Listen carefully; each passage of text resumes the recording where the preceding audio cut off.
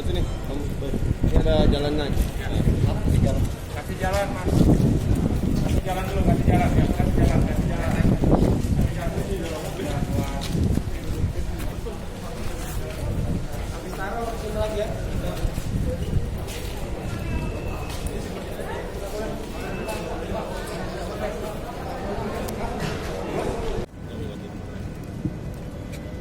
Baik, terima kasih Pak Kabid Humas.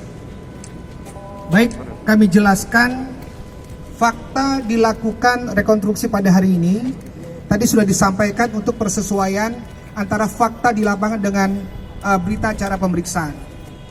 37 adegan yang disajikan oleh penyidik ini tadi sudah dibagi menjadi 13 lokasi.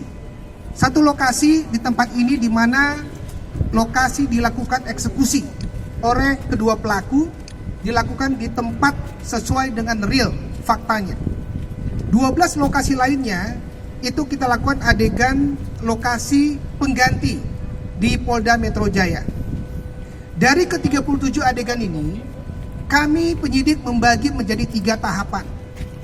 Tahapan pertama adalah tahapan perencanaan.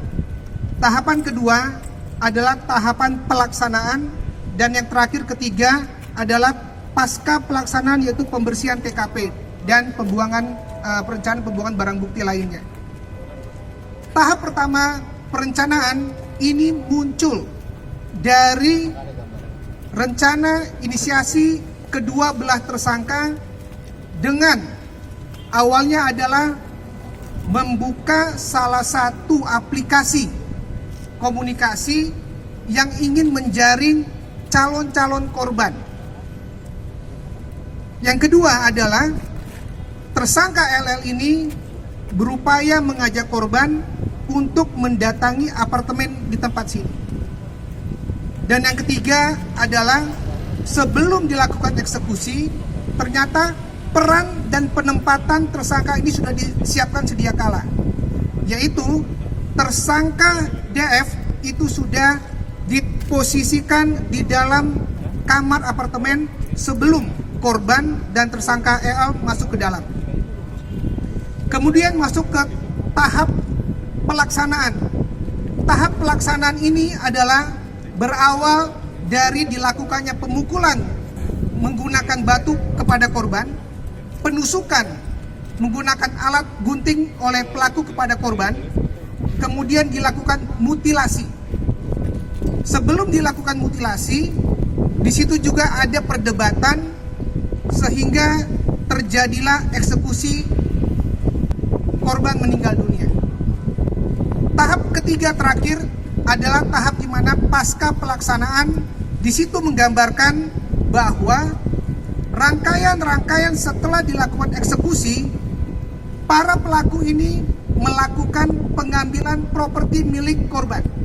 Ada 2 properti milik korban.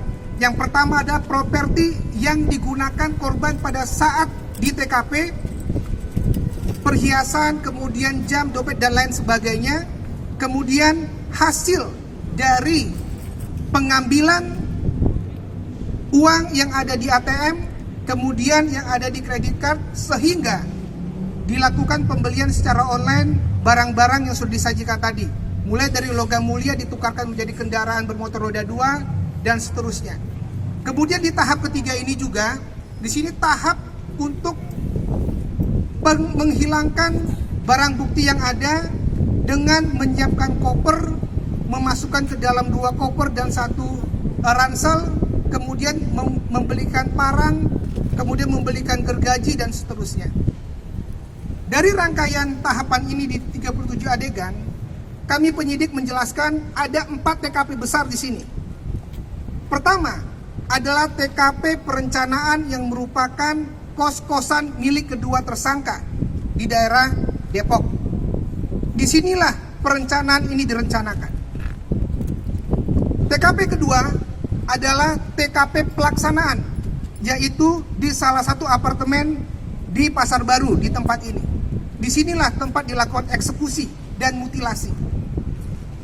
TKP ketiga dan keempat merupakan TKP pasca pelaksanaan, yaitu salah satu apartemen di Kalibata di situ untuk mempackaging jenazah yang dimutilasi, dipotong, ditempatkan sementara di TKP apartemen di salah satu Kalibata. Kemudian yang terakhir adalah TKP perumahan yang dikontrak oleh kedua tersangka di daerah Depok.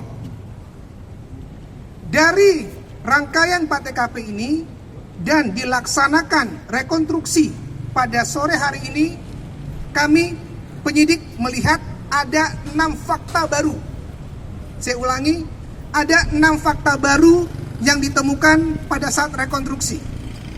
Fakta pertama adalah perencanaan yang dilakukan oleh kedua tersangka ini adalah merencanakan awal untuk pemerasan kepada calon-calon korban target yang akan diperas dengan cara adalah menggunakan salah satu aplikasi komunikasi yang ada dan dipancing untuk melakukan persetubuhan di dalam satu tempat dan seolah-olah tersangka laki-laki merupakan suaminya dan dilakukan pemerasan di situ. Apabila tidak terlaksana pemerasan terjadi, maka disepakati oleh kedua belah pihak dilakukan eksekusi sampai dengan dilakukan pembunuhan di situ. Itu fakta pertama. Fakta kedua yang ditemukan adalah ternyata sebelum korban dieksekusi, tersangka LL ini meminta korban password handphone korban.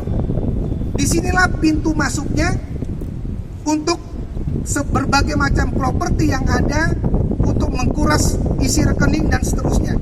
Karena di handphone korban tersebut ada beberapa catatan yang dimiliki sehingga pelaku ini dengan leluasa mengambil milik korban. Itu fakta kedua.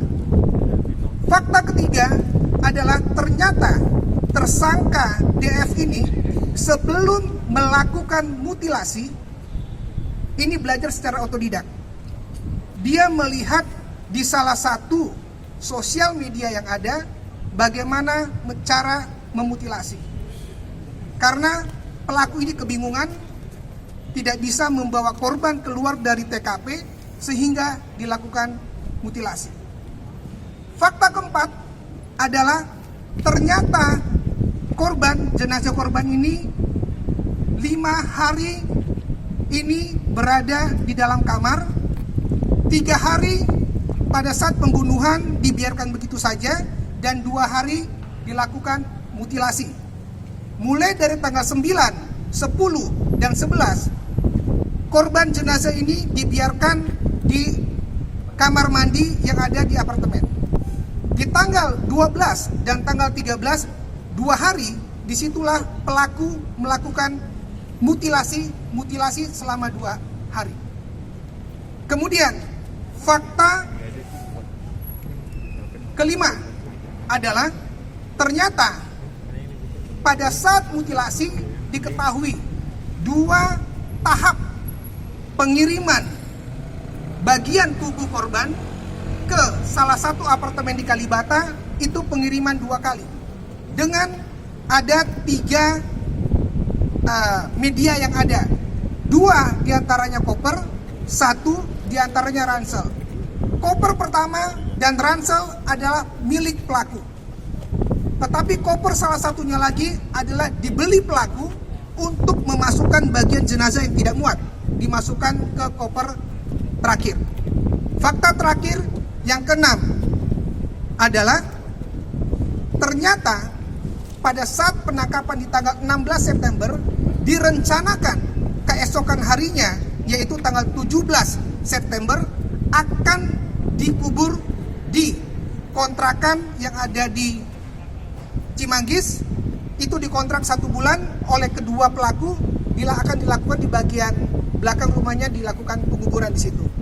Rangkaian ini begitu rapi, dipersiapkan dengan matang dari perencanaan, pelaksanaan sampai dengan pembersihan lokasi dengan cara mencat, kemudian mengganti spraynya, kemudian berbagai macam yang ada. Disinilah kami sebutkan untuk rangkaian ini secara jelas terang benderang fakta ini dilakukan. Penerapan pasal yang kami terapkan adalah 340 338 dan 365, ancaman hukuman mati, seumur hidup, atau paling tidak 20 tahun penjara. Saya rasa demikian, kami serahkan ke Kabid Humas.